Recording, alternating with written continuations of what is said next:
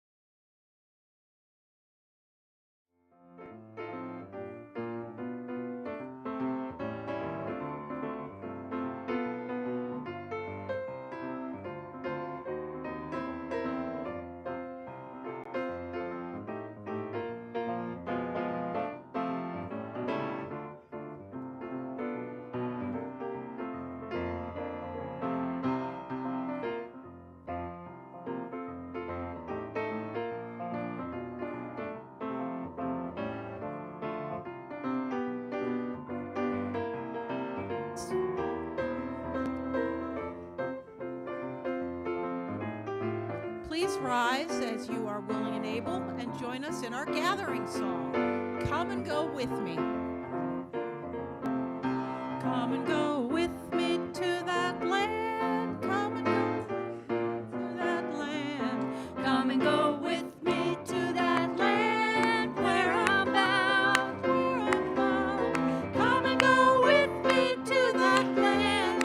Come and go with me to that land.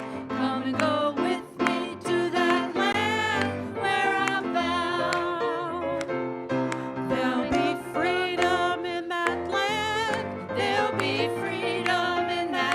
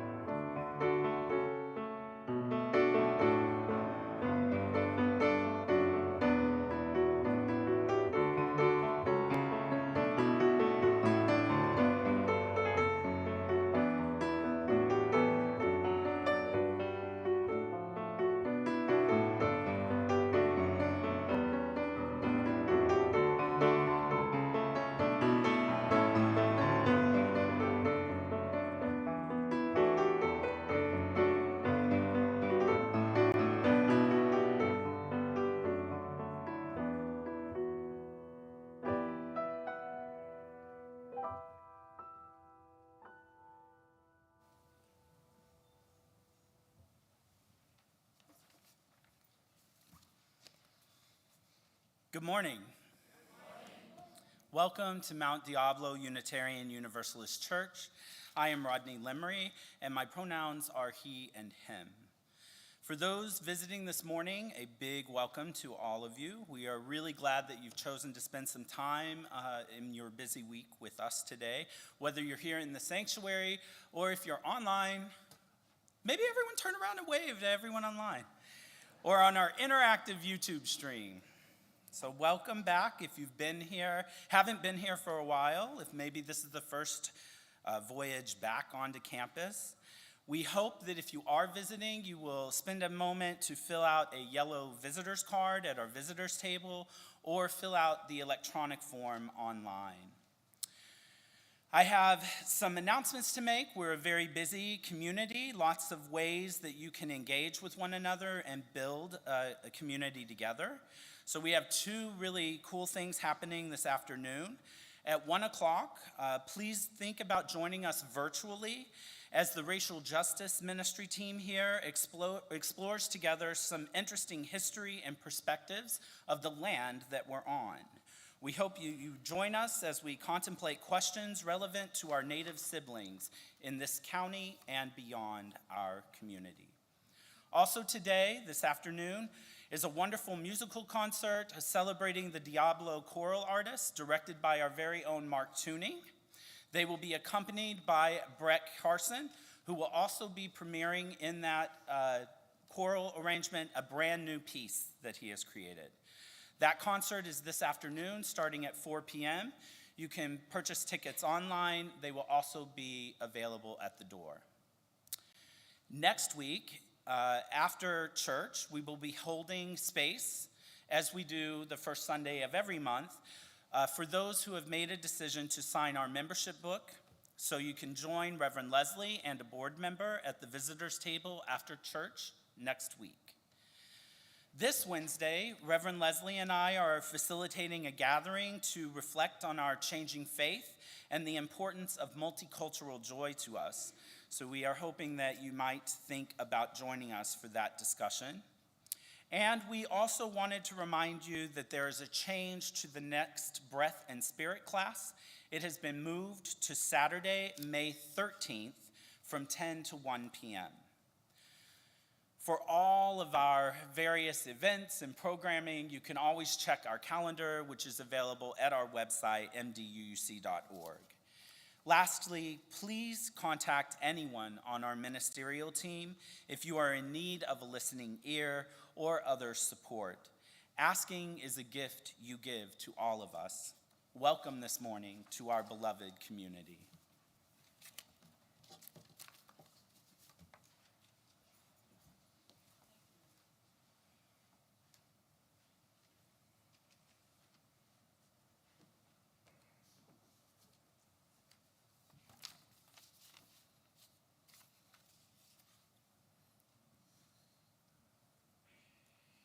Good morning. I'm Andrew Oswald, a member of your Board of Trustees. My pronouns are he, him, and his. Welcome to our service. Mount Diablo Unitarian Universalist Church is a welcoming faith community. We begin our services by reading our mission together. We bring to life our Unitarian Universalist values as we seek truth and work for justice, nurture compassion and courage, reach out to each other and to our larger community of faith, bridge the divisions that wound the human family, transform ourselves and our world. This community exists because of the time, talent, and treasure that our members and friends share. Please check out the Just in Time section of our weekly email and our newsletter, and the Just in Time board in Borton Hall to connect and contribute. While we're no longer checking vaccination statuses, our expectation is that those who are inside are vaccinated and fully boosted, are symptom-free, or have a negative COVID test. After having done though recommended, we'll continue to honor one another's choices in covenant. A few announcements. We need your pledge today. We're inching closer to meeting our goal. We're not quite there yet. We know that our congregation values our democratic process, and yet the board will not be able to present a budget without your pledges. So please help us as your hardworking board and do not delay. Thank you for all who have already submitted your pledges, and whether it be a pledge card or on the online form. And last announcement, our annual meeting is the first Sunday in June in place of the service so that we can have a larger quorum to vote on changing the quorum amongst other items. So please mark your calendar today, and welcome. It's good to be together.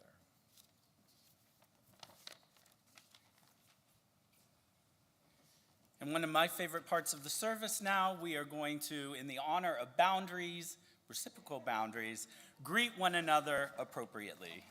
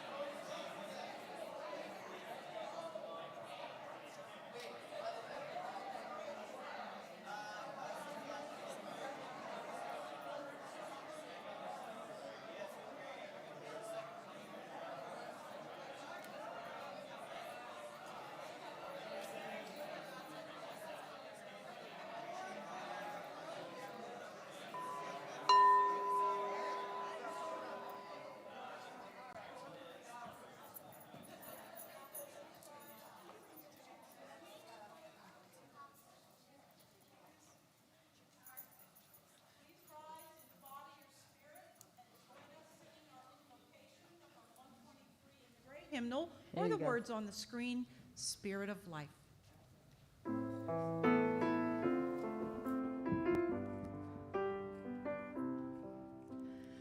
Spirit of life, come unto thee, sing in my heart all the stirrings of compassion, blow in the wind, rise in the sea, move in the hand, giving life the shape of justice.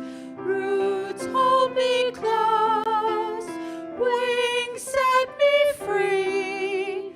Spirit of life, come to me, come to me.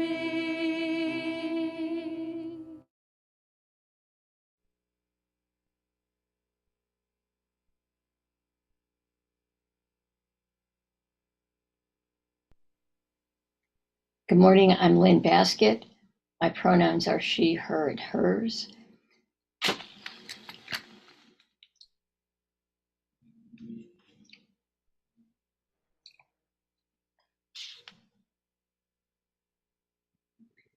Today, we light the chalice with the words of Dr. Bell Hooks, African-American author and professor. We must learn to respect people, to love them for what they are, and to reject the attempt to manipulate, control, or dictate to them in the name of love.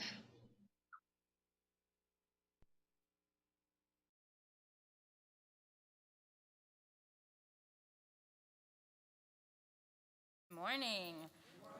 I would like to invite those who are young and young at heart to come forward for a time for all ages.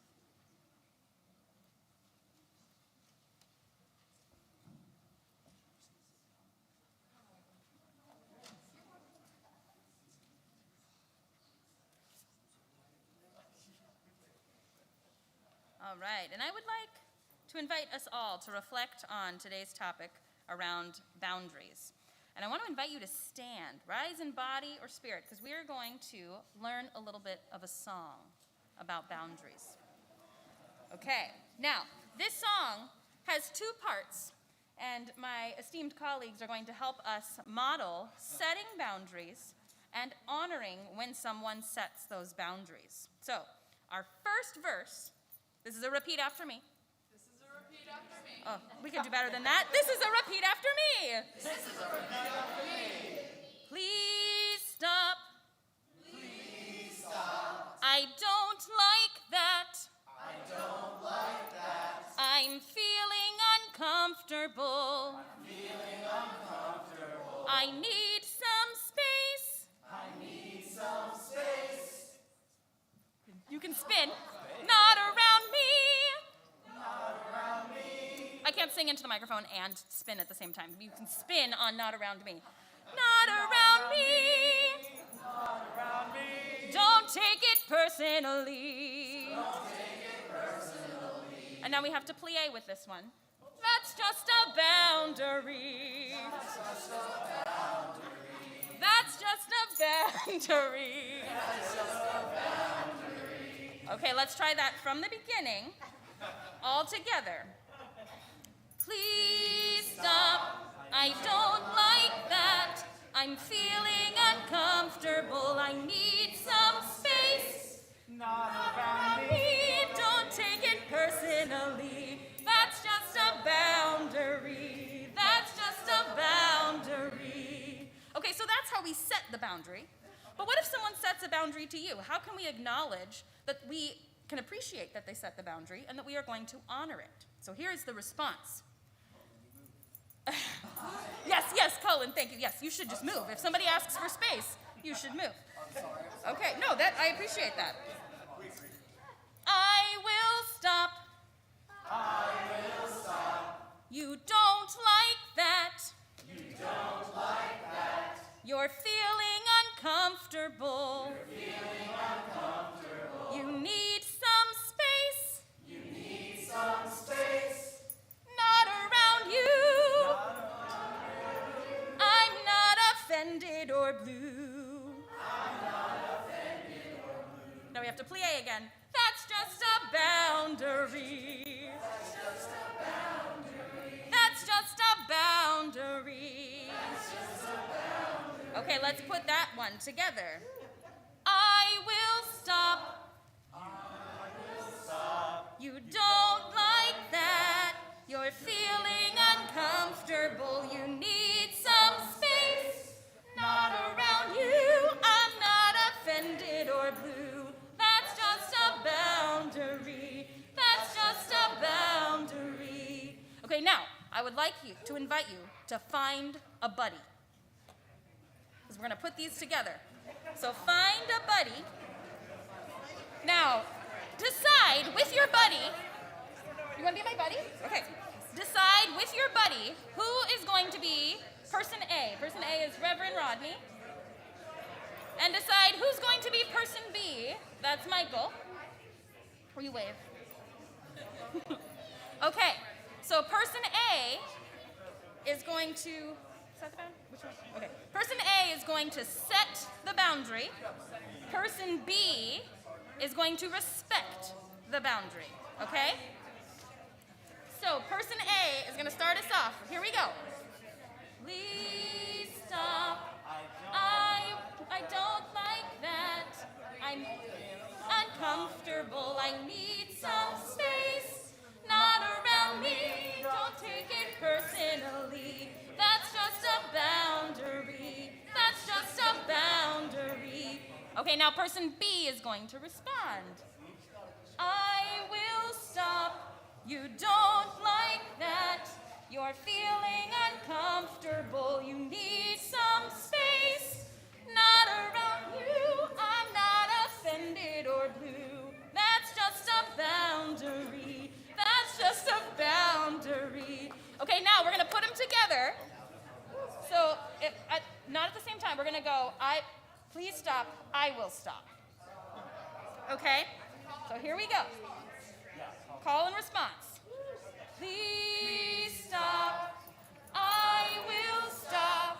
I don't like that. You don't like that. I'm feeling uncomfortable. You're feeling uncomfortable. I need some space. You need some space. Not around me.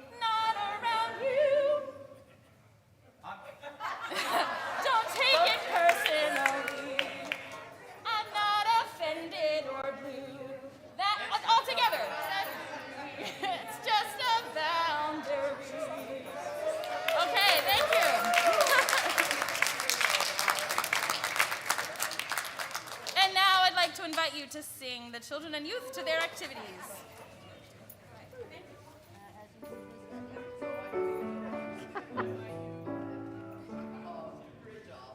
As you leave this friendly place, love give life to every face.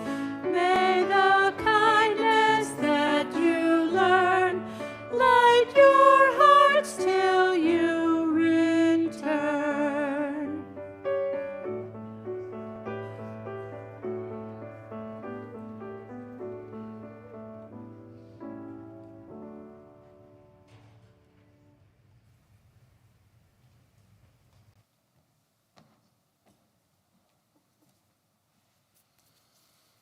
Good morning. Good morning. I'm Bill Clark. I'm a product of 16 years of Catholic education. My parents were religious Irish Catholics. I had a brother who was an altar boy who went into the seminary. And he went to college at Notre Dame University in South Bend, Indiana. It was an all-male college at that time, and I also went to an all-male high school, Bergen Catholic in Oradell, New Jersey. At Notre Dame freshman year, I went to Mass every day for about 6 or 8 months. And then I just quit believing in it all. I told my parents I was an atheist, which didn't go over real well. At Notre Dame, there was an on-campus lecture called In Defense of Atheism. I went to it and was pretty fascinated by the speaker, whose name was Joe Schneiders. He was a UU minister in South Bend. How he got to speak on campus on that topic, I still haven't figured that out.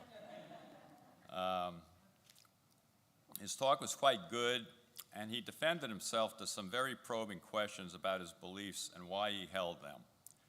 I was so impressed that I contacted him and went to see him at his church.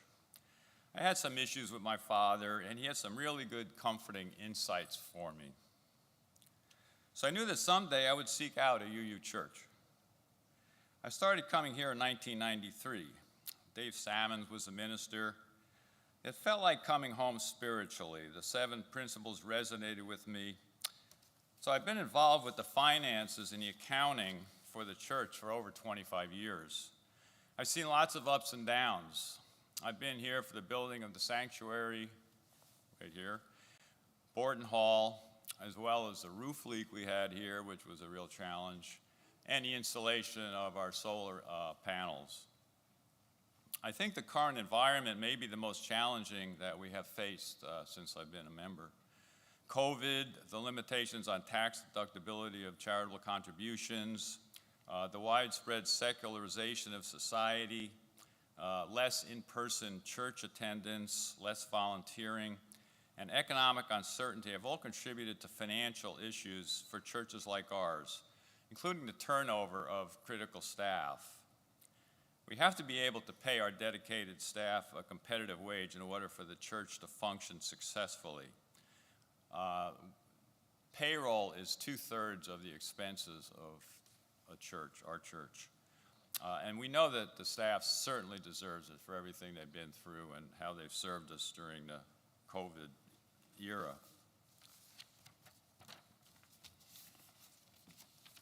For most of us, a church is an important part of our lives. For me, it's kind of like the newsletter titled The Beacon. That's what it feels like to me, an accepting, comfortable venue to ponder and explore the mysteries of life with guidance of our wonderful ministers. So please be generous, pledge what you can, hopefully increasing a little each year if your circumstances permit. And turn in a pledge card or pledge online, even if your circumstances don't allow you to pledge, because we do follow up with all our members eventually. Our goal is to wrap up the pledge drive by May 10th, and we are behind prior years in pledge households and dollars pledged to this point. Thank you for your attention.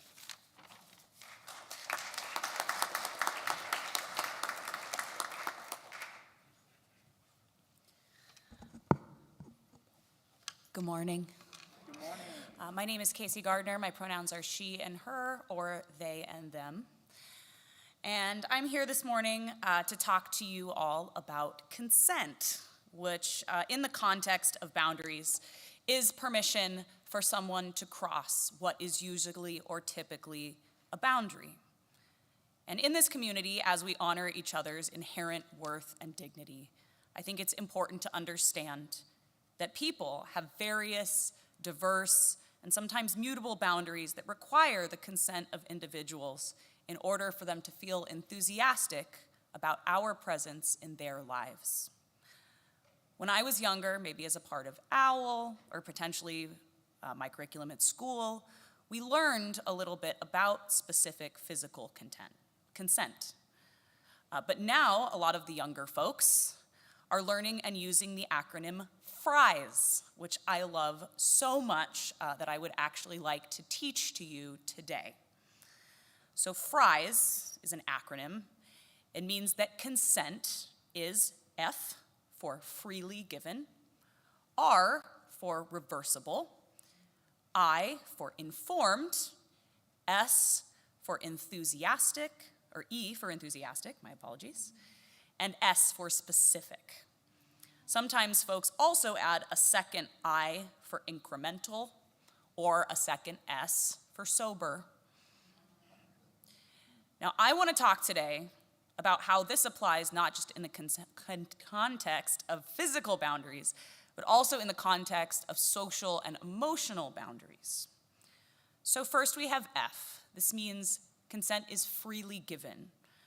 So one should not feel that they are saying yes to their boundaries being crossed under duress or even pressure from a group. Maybe we haven't necessarily felt the threat of loss or violence because we said no to something, but what about social pressure? How often do people say yes to something they don't want to do because if they say no, they might be considered lesser by the group asking for their consent? That consent is maybe not so freely given, rather coerced. Then we have R for reversible. For this, imagine you are in line for a roller coaster, and upon watching the speed and height of the ride, you realize this is not the ride you want to go on today. I personally do not go on roller coasters at all, so I would not be in this situation, but maybe you would.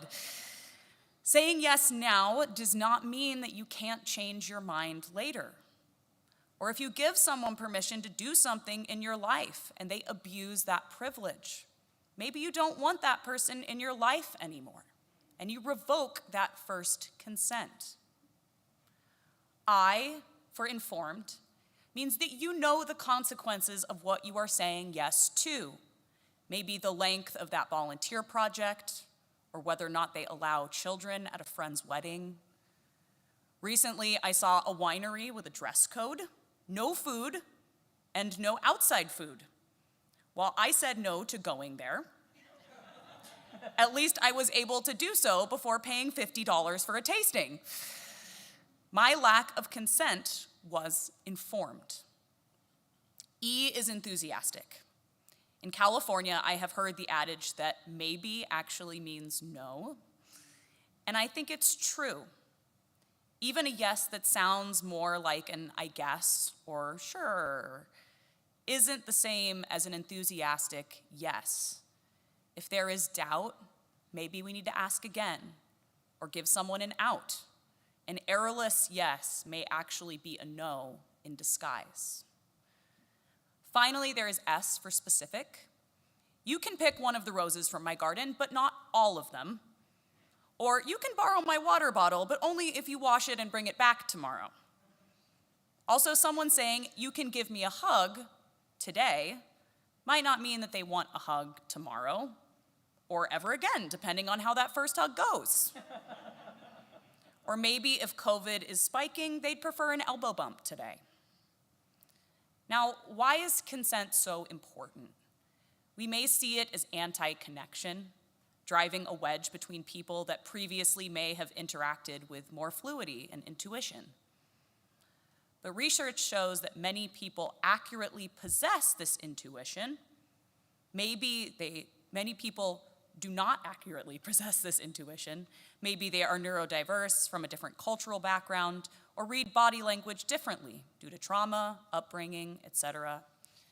In Malcolm Gladwell's wonderful book, Talking to Strangers, he posits that most people are actually very bad at nonverbal discernment. This is why verbal consent is so important, because saying yes to something is a choice. And research shows that when people give us the freedom of choice, they are more safe and free, and we feel good about trusting them. Believe it or not, consent is actually the catalyst of connection, not the antithesis of it. Also, the answer to ambiguous social norms is often consent. If we feel that we even might be transgressing someone's boundaries by misunderstanding social rules in a community we don't belong to, or if we are unclear whether or not it is okay to do something around one member of a cultural group, maybe because another member of that same group deemed it acceptable, maybe the solution is asking all of those people as individuals for consent for how we occupy space in their lives. So, as someone who is coming to you for the first time as a worship associate today, I would actually like to respect your boundaries. I don't want to demand anything of you. Instead, I'm actually going to ask all of you for your enthusiastic consent in the form of a very loud and hopefully vocal yes. Beloved community, do you consent to me calling you to worship today? Oh. Come, let us worship together.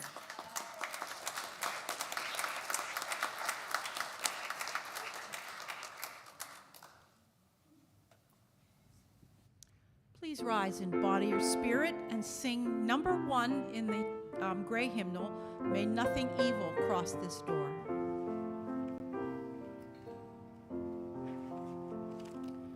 May nothing evil cross this door, and may your fortune never pry about these windows. May the roar and rain go by. By faith made strong, the rafters will withstand the battering of the storm. This heart through all the world grow chill will keep you warm. Peace shall walk softly through these rooms, touching our lips with holy wine, till every casual corner blooms into a shrine. With laughter drown the raucous shout, and though these sheltering walls are thin, may they be strong to keep hate out and hold love in.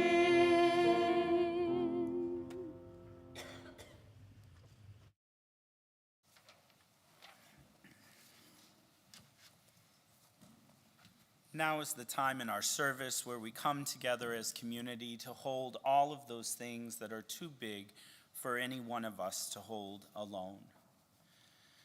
This morning, Tom Taylor is lighting a candle of joy. I am grateful for the sun and the love and support found here. Thank you. I'm also asking Michael to light a candle to remember that there will be a celebration of life for Livia Sargent next Saturday at 2 p.m. I would also like to ask Michael to light a candle that represents our great sorrow in the violation of so many boundaries regarding birthing bodies and trans existence, especially the young among us, just trying to live their best life. May those who govern our lands one day learn to be better. And now 2 final candles, the first representing all of the joys and sorrows that remain unspoken in our hearts. And the second candle a reminder of this one imperfect but precious world that we are all a part of.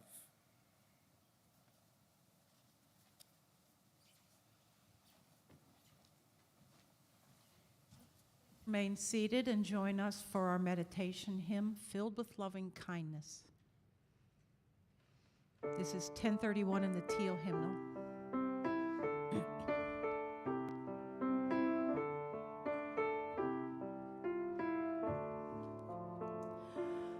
May I be filled with loving kindness.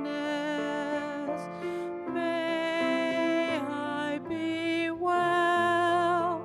May I be filled with loving kindness. May I be well. May I be peaceful and at ease. May I be whole. May you be filled with loving kindness. May you be well. May you be filled with loving kindness. May you be well. May you be peaceful and at ease.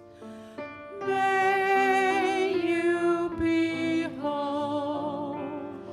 May we be filled with loving kindness. May we be well. May we be filled with loving kindness. May we be well. May we be peaceful and at ease. May we be whole.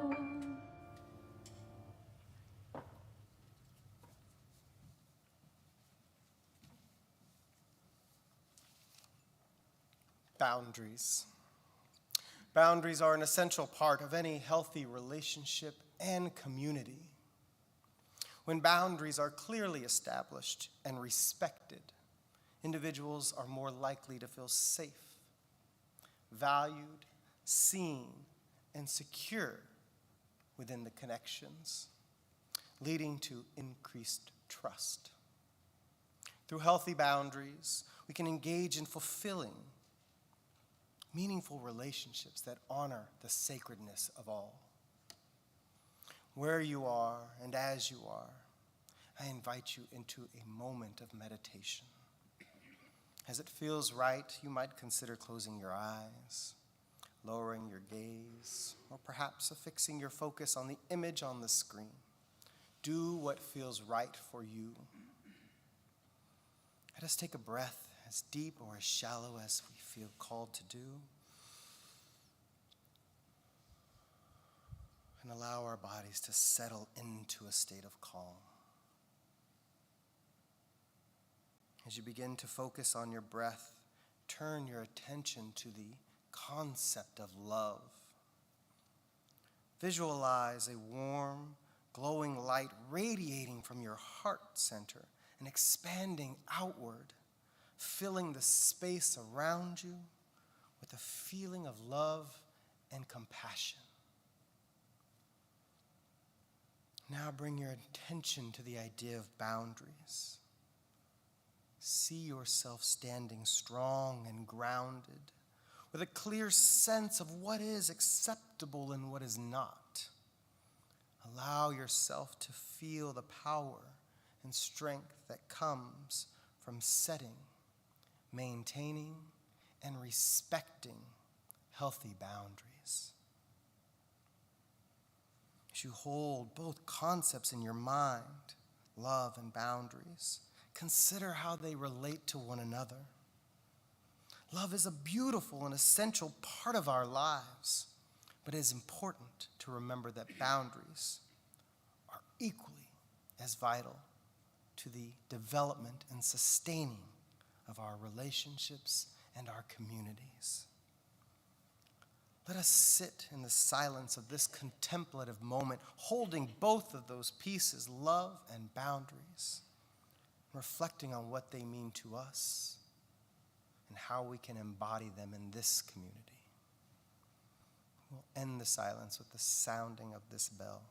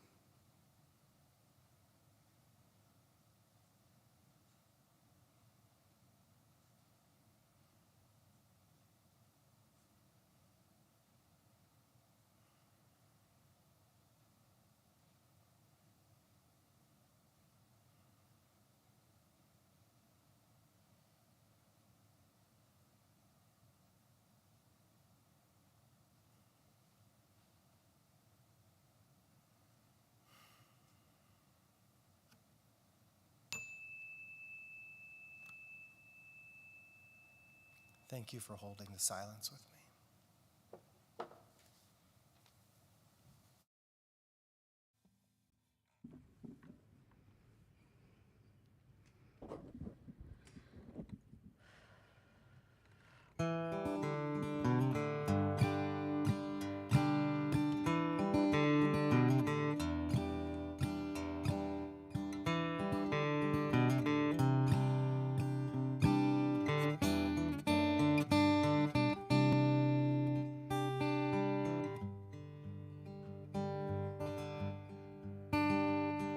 It was just one of those things you never see coming. One of those things you can't even try running from. The kind that hits you right between the eyes. The best, worst kind of surprise. I am running, running, running through time. Slipping through the snags that held me. If I were a different kind of person, they would not have been the ties that blind along the high wire. This high wire.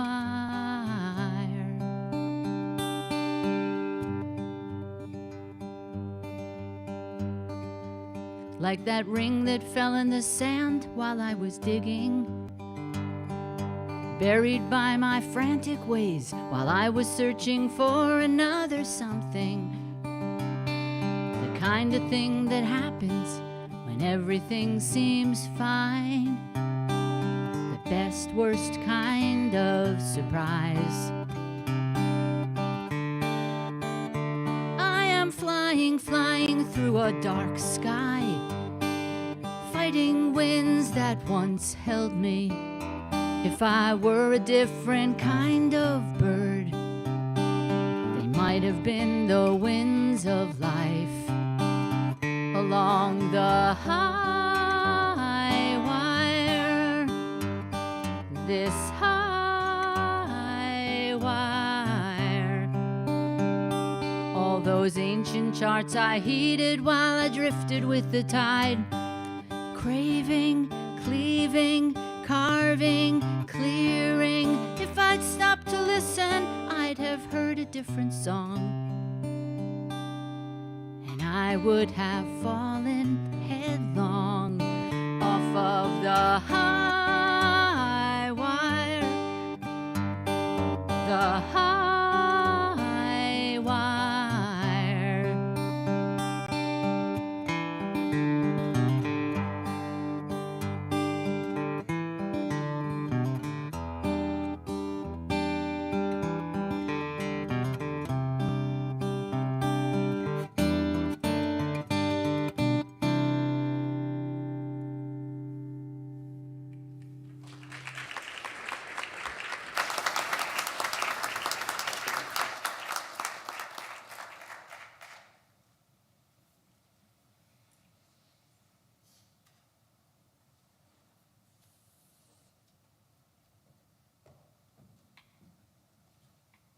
Good morning. Good morning.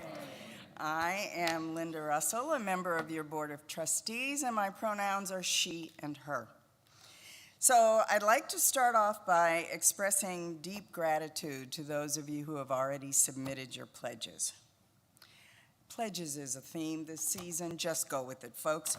As Andrew said, we're going to be sending out letters to verify that we've received your pledge. And if you're able to continue your ongoing pledge, that is wonderful, and we need to know that. I think some people assume that, well, I'm just going to keep it going, but if we don't know that, then it's not being noted. So please indicate this through the Give Now button or notify Jen Marsh so that we can make a note of this. We need this information to create our budget for next year.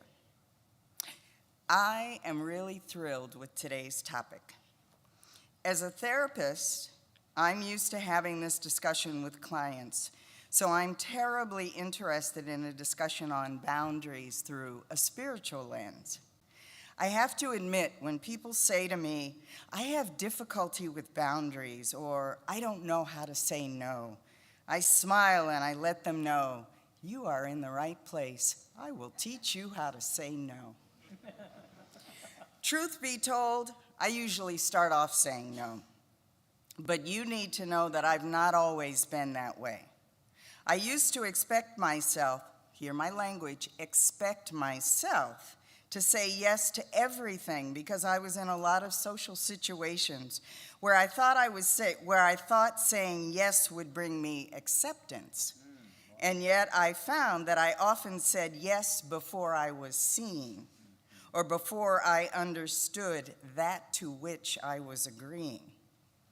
Then I would find myself unhappy with the outcome or a commitment I made because as I would follow through on things for others, I was actually leaving myself out.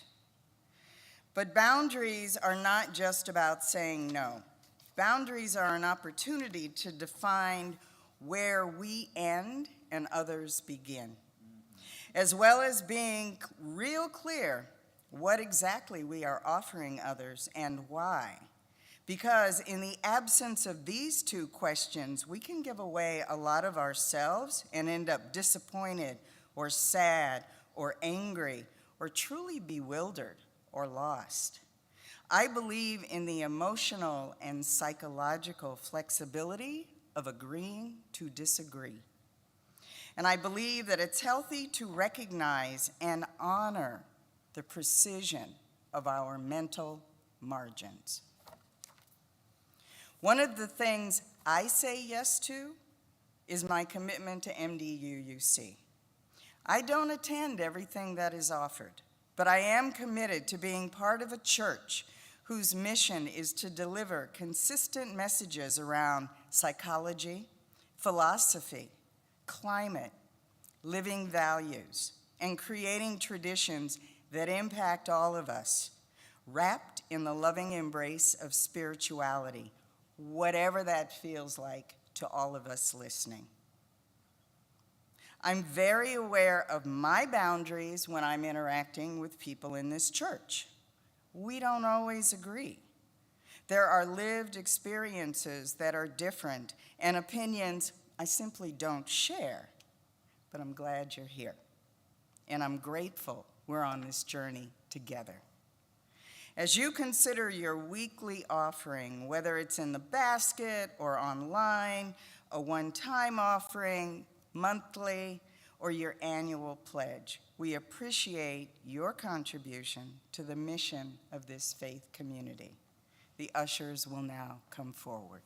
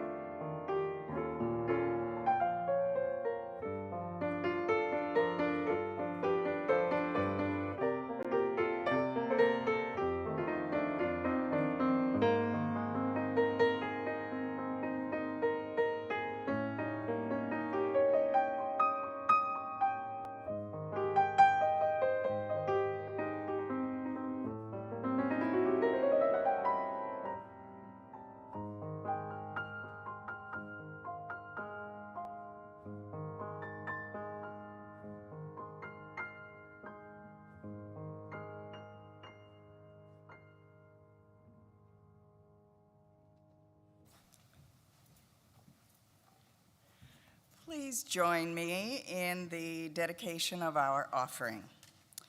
To the work of this community in transforming ourselves and our world, we dedicate ourselves and our offerings.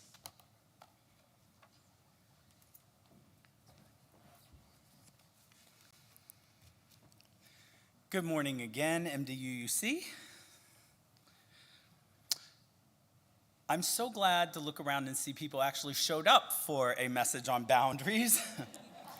We collectively were wondering. I haven't been on the YouTube stream, so I don't know how many of you are with us. I hope there's a decent number. So I picked this topic, obviously, because it means something to me. As we have begun to re-emerge from our COVID pandemic bunkers, I've observed and frankly participated in some non-optimal behaviors. So today I wanted to take a moment and reflect on the mission of this place and what we are collectively committed to doing, or at least trying to do. Every Sunday, we read in unison our mission statement, part of which asks us to transform ourselves and our world. Now, we're a faith movement with a long history that emerges from the Christian church and often embracing heretical ideas from that tradition, something I actually am kind of proud of. Maybe because I grew up being called a heretic, now I can actually live one unapologetically. However, as I see it, this history actually calls us to draw inspiration from many places, including our historical roots of Christianity, specifically the life and stories of Jesus. Transformation of self and community is a large part of how I read the Christian holy text. There are countless parables or stories of people being deeply transformed from hate-filled people to love-centered folks. After all of these internal transformations in these stories, the characters then move out into the larger world, hoping to transform their communities and the other people around them. I think that this is an implicit part of our mission statement. If you will, as I read our mission statement, it would be something like transform ourselves first, then transform the world. I believe part of that transformation is radical self-love. Kind of like my dear friend Linda, I used to do anything for anyone at any time. It was my lot in life. My family systems was such that I was the peacekeeper of the family and became immensely skilled at pacifying others, even at my own detriment. Now I'm looking around the room. I wish I could look on the live stream because I know I'm not the only one. So maybe we could make some noise in here, maybe a chat in the YouTube room for all of the pacifiers among us. There we go. Just a little noise. I found this a very exhausting and damaging way to navigate my life. It led to lots of poor choices and reinforced my negative perception of my queer self. Through seminary, therapy, horrific tragedy, and some amazing friends and family, I've come to see that I can love and prioritize myself and not need to be the savior for others. I can be a beacon of hope and light for myself and others without the required self-sacrifice. In short, I will leave the crucifixion to Jesus. How can we shift from the drive to solve everyone else's problems to focusing on our own personal transformation? Socio-psychological researcher Brene Brown defines boundaries as the limits we set with other people. They are our bottom line requirements for how we want to be treated. She goes on to say that daring to set boundaries is about having the courage to love ourselves, even when we risk disappointing others. For me, that last part rings so true. I never wanted to put up my own boundaries out of a warped sense of disappointing others, fearful that they would reject me. A fear of rejection seems to be my lifelong shadow partner. And boy, it gets me every time when left unchecked. Establishing my own boundaries is a part of self-care and an active exercise in self-worth. Poet and author Audre Lorde underscored the importance of self-care back in 1988, years before Brené Brown, when she wrote, "Caring for myself is not self-indulgence. It is self-preservation, and that is an act of political warfare." You see, her experience as a queer Black woman and her insistence on self-promotion continues to this day to be a radical proposition, especially when the systems around us are not optimized for those individuals' success, nor even their survival. Establishing our own boundaries is an essential aspect of radical self-love. And yet, this is only part of the equation. As our own mission reminds us, we are also committed to transforming the world around us. And this means we can't simply remain on the individual healing path without care to those around us as well. After all, humans will human, and once we aren't alone, whenever there's two or more of us, harm is inevitable. We are complex creatures. Dr. Martin Luther King Jr. has said that we have some good in the worst of us and some evil in the best of us. And this makes community building challenging and interesting all at once. We are a faith tradition that values the building of this ideology, this beloved community. And building that community is not for the faint of heart. It is long and difficult work, but when done, I believe that when I've seen glimpses of it, at least, it has sent my heart into some of the highest heights I have ever felt, and often provided me with the most rewarding relationships that I could hope for. I got permission to share a rather personal story that I hope illustrates the complexities of living in community with one another, and also shows its possible rewards. It was 2016, many years ago, and I was just waking up from a lovely night's sleep in an Airbnb house on the south side of Chicago, where I was staying with two wonderful friends, found family members, if you will, as we completed some of our required seminary coursework at Meadville Lombard Seminary. As I rose from my bed and made my way into the kitchen, just like I had done several days prior, my amazing friend greeted me with a typical morning hug and a warm hello. As she leaned in, my nostrils were filled with an amazing scent with which I was not familiar. Without asking, I inhaled deeply and said, "Gosh, your hair smells amazing today." She recoiled, and while pushing me away, using a tone only used by those who truly love us, she said, "What the hell is wrong with you?" I then received a difficult but helpful reminder that our bodies are not ours alone, are ours alone. And even the umbrella of familiarity, even in that umbrella, we do not have the right to invade the space of another without consent, without permission. This discussion also provided me an opportunity for deep self-reflection. Why did I do that? Was there some aspect of my implicit maleness, my bias toward maleness, that said her femaleness was mine for the taking? Perhaps, maybe not.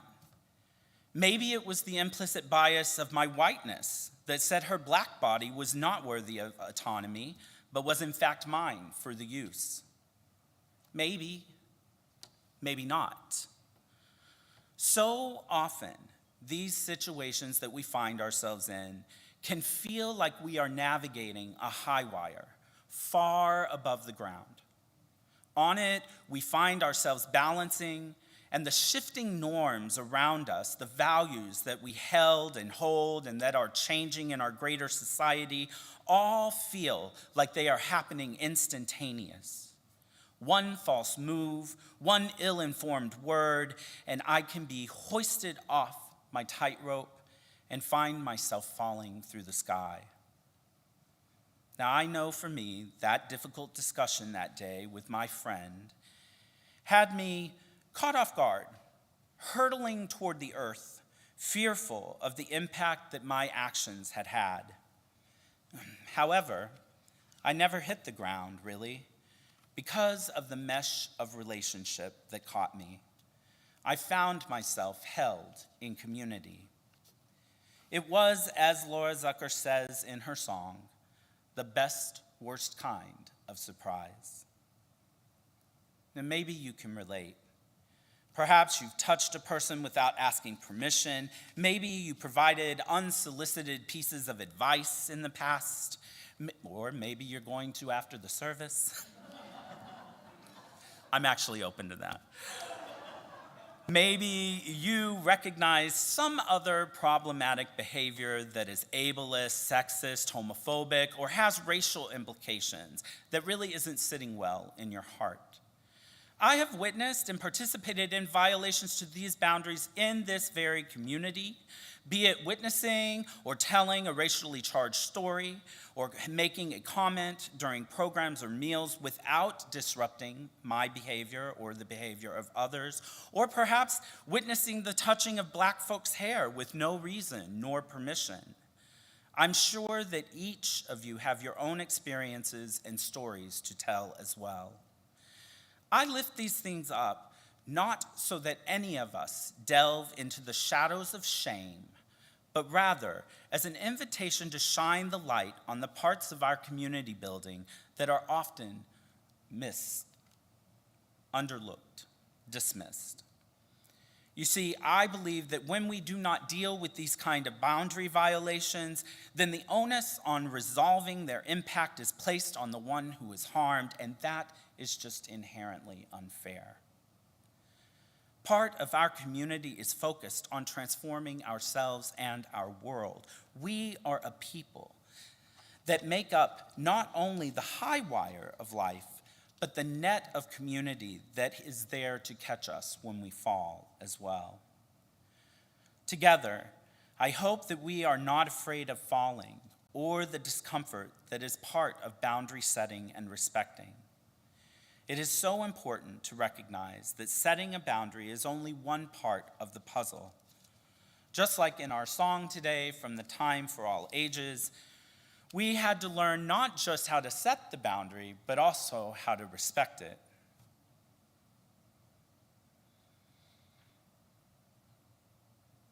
I will stop you. I don't like that. You're feeling uncomfortable. You need some space, not around you. I'm not offended nor blue. You've just set a boundary. It's just a boundary. So while the boundaries may be set at the individual level, honoring them is an act of communal love. On that winter day in Chicago, in the cold kitchen, I fell from my high wire. But I didn't die of embarrassment or anything else, because my friend was there to catch me.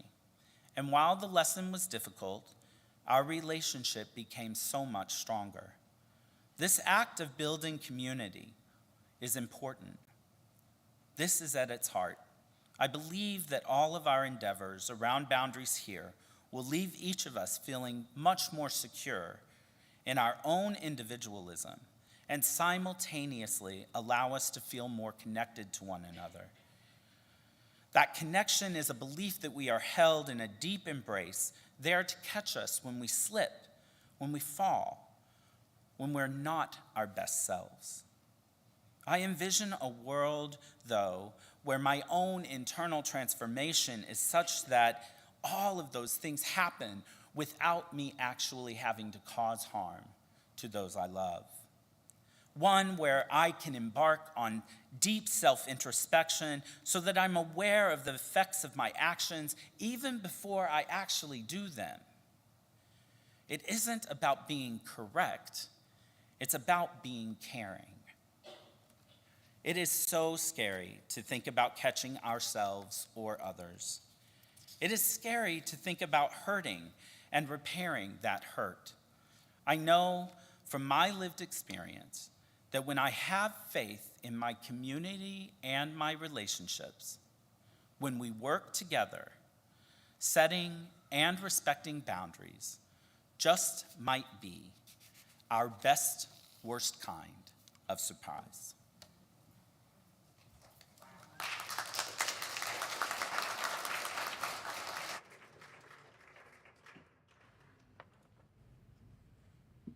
And now, rise in body or spirit and sing our closing song. Draw the circle wide. The words will be on the screen.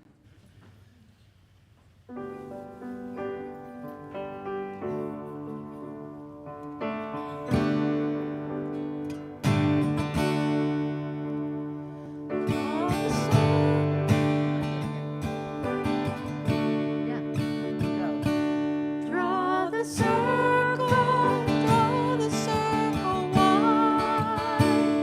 Draw the circle, draw the circle wide. No one is alone, we're here by your side. Draw the circle, draw the circle wide. Draw the circle, draw the circle wide. Draw the circle, draw the circle wide. No one is alone, we're here by your side. Draw the circle, draw the circle wide. Draw the circle wide, draw it wider still. Let this be our song. No one is alone, we're here by your side. Draw the circle, draw the circle wide.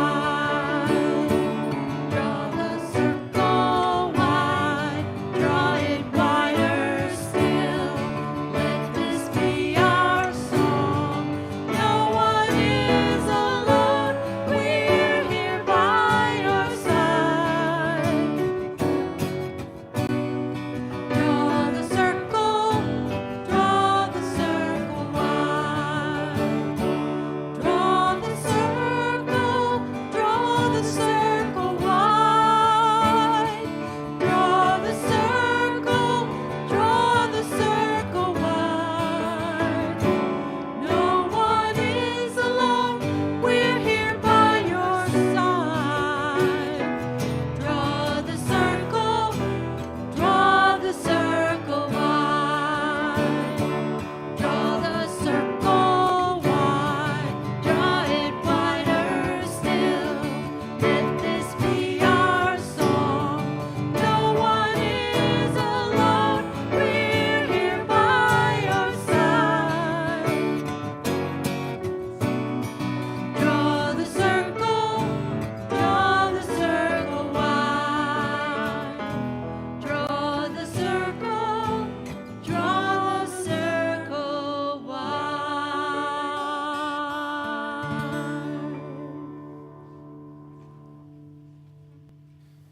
As we extinguish the flame of our chalice, may its light be transferred to our hearts so that we enter the world reminded of our connection to one another and our commitment to transforming ourselves and our world.